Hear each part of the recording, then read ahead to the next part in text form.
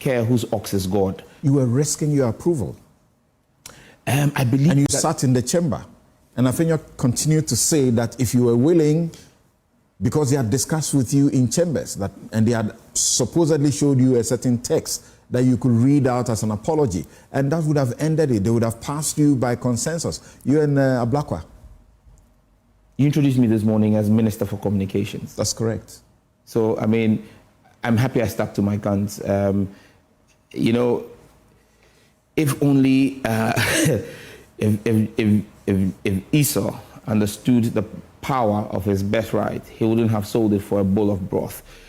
That morning when I was asked, given the text and told if I read this, I'll get consensus, it was Esau and Jacob again playing before me, selling my birthright for a consensus approval. The Lord told him that unstable as water thou shalt not prosper.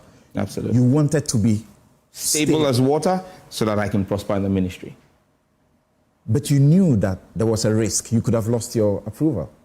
I was 100% sure, and Afenyo himself knows. And I dared them to take me to a vote. Of his 88, 49 of them would have voted for me.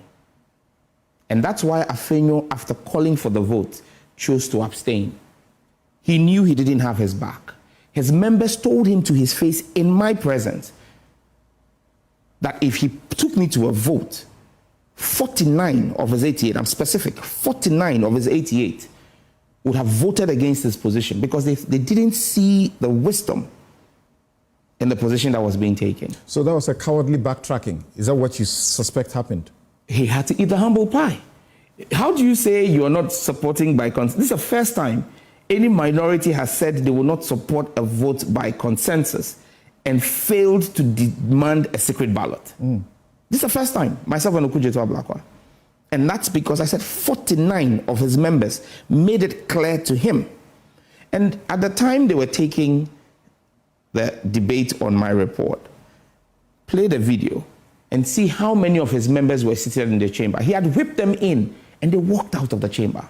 He had less than 20 of his members, less than 20 of his 88 sitting there because his own caucus broke ranks with him. You still appeared tensed. I watched you. No, it wasn't tense. I was just sitting there and I was just watching the drama unfold. And I was saying to myself, if you have people who call you brother and friend, like Afenyo used to, and this is the kind of friendship and brotherhood, then you don't need enemies. Interesting. Interesting. So you saw the number that sat by his side. We'll go to move on quickly to what you have to you have in up your sleeves as the big tickets for your ministry. So who is it that attacked Zaneto? I believe that that's an issue that we're investigating, Parliament is investigating. I think that we need to get to the bottom of that. You sat in the House at the time. And I'm clear where the voice came from. What section? It came from behind Afenyo. It came from behind Afenyo. And there's a portion of the House where we had the voice from. If you sit in the chamber, you know. And my position is very simple, that we've got, apart from the cameras that broadcast, we've got CCTV cameras in the chamber. Okay. The Marshal's Department must produce the CCTV footage of the chamber. It would allow us to see, because nobody could have made those comments without some kind of gesticulation. We knew who was speaking at the time. It would allow us zero in on the particular individual. And then you can always do forensic voice analysis and all of the people sitting in that particular space. It's very possible and it's very easy to do this if we're committed. I think that Parliament must do this and we must set an example. Many have pointed fingers at the Bosomefreho MP, Nana Kwejo, and some have pointed at Napo. He has come out to apologize. Nana Kwejo has also come out to say that he's not the one who did it. So I think the investigation will settle it. If we are committed as Parliament, and many times we have a tendency to push things under the carpet because it's us, it's internal. But I think that this is one of the watershed moments where Parliament must distinguish itself and say the right thing ought to be done. Are you embarrassed by it? Absolutely.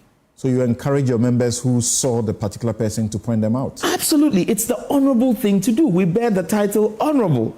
That conduct was dishonorable. I mean, the reference to make to the Honorable Zanator, Ajman Rawlings, in reference to her father. And clearly, whoever made those comments is oblivious of the relationship in the latter years that existed between President Akufo-Addo and the late Jerry Rawlings. To the point that President Akufo-Addo had to call Jerry Rawlings founder of the Fourth Republic. Absolutely. So, I mean, that's why I'm saying we need to isolate this, because it casts a slur on all 275 members currently sworn in Parliament. It casts a slur on all of us, especially all those present in the chamber that day. I mean, you cannot be party and privy to such despicable behavior and say that, oh, it's fine.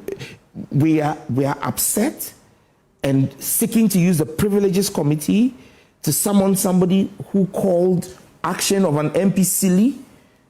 Meanwhile, an MP, we think it's okay for a member of parliament to make such despicable comments about their colleague member of parliament and a former president of the republic. No, that's double standards that should not be had in the House. What happens to the person if he's identified? Well, the Privileges Committee have various remedies in our standing orders that they could apply. I mean, ranging from him or being made to offer an apology at the bar of Parliament to a suspension from Parliament. There's several remedies. And this is happening at the time when what you already referred to as the embarrassing spectacle at the Appointments Committee went on. Yes.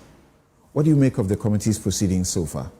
I think that the decision by the minority to boycott it speaks to a complicity and of guilt, because I would rather that if you had a case to make, and yesterday I listened to the Honorable Ayimedu, his argument was that the committee should hold his sittings in camera. We are the people's house, for Christ's sake. It is Parliament, it's the people's house. If the issues that happened did not happen in camera, they happened live on national TV, Parliament must purge itself on national TV. The apology from Afenyo Markin to the Right Honourable Speaker on behalf of his side, and the subsequent apology from Ayariga on behalf of our side, did not happen in camera. They happened on live national TV.